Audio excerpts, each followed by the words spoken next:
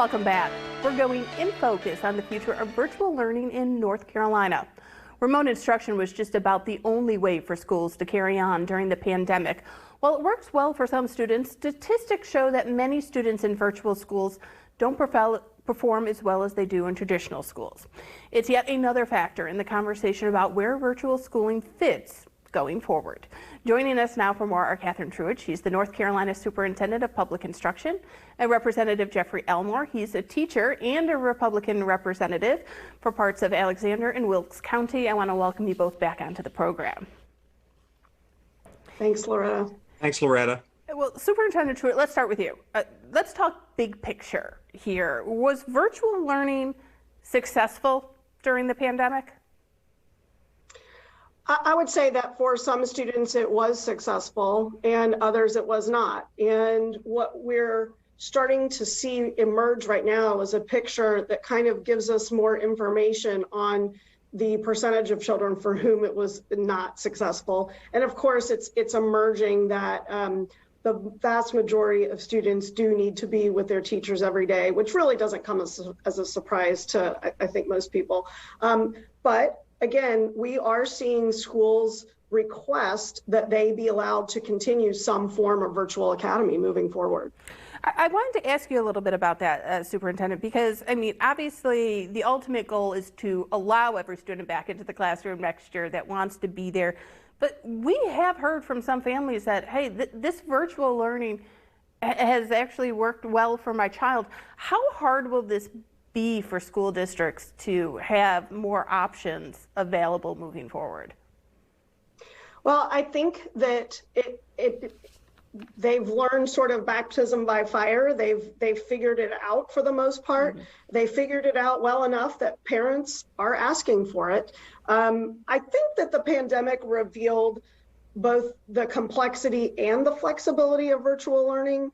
And I think that moving forward, learning will remain portable and flexible. And really what I'm hoping we see is more of a hybrid model that will allow for learning that is any place, anytime. Representative Elmore, you can look at this from a couple of perspectives. I want to talk to you as a lawmaker who's helping to determine the policy for schools. What have you learned over the last year? Well, I feel like that the virtual learning I would consider as a tool. I think that that's what we've learned, that a mass implementation is just not effective, not only from just the pure logistics of it, assuring that the kids have availability to the internet, for example.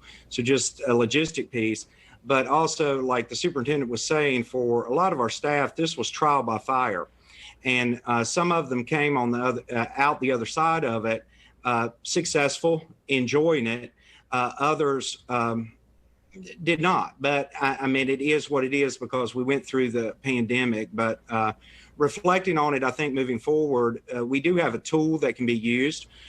We can have a tool that some kids, for their learning style, would find it very effective. But for others, for the whole, in-person instruction, we learned is critical for our kids.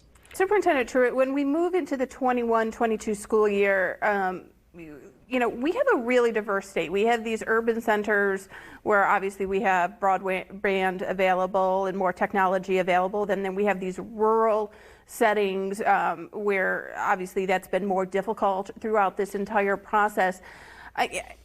Obviously, I think as we move forward, this isn't one size fits all. It's never been one size fits all for the state. But what kind of advice do you offer to these districts as we move forward that all probably have different needs? Well, I think that one thing is for sure is that as the technology changes and becomes more student focused and less about, oh my gosh, we have to get this content online so students can access it. The virtual learning itself will evolve, and the opportunities that students are going to have to interact with virtual content is going to change. And what we have been recommending from a policy perspective to districts for a while now, even pre-pandemic, is that districts need to have people at larger schools and certainly at central office who do nothing but work on issues with virtual learning. It is, there's an art and a science to virtual learning. I think some teachers found that they were really, really good at it, and other teachers, as Representative Elmore alluded to, it was not their cup of tea. So I think that teacher feedback from those who are really, really experts in virtual learning is going to be key, as well as just a continual focus on training and PD in virtual learning that works for all kids. And finally, Representative Elmore, you know, the legislature passed legislation this year to allow for summer school for students that might have fallen behind because of the virtual learning that students had to do. Are there any other policies or freedoms that the legislature can give to some local districts to help overcome what might have been lost through this year of virtual learning? Well, the flexibility is there, and again, there's more ESSER monies that are coming down that are targeted specifically for summer enrichment and learning recovery.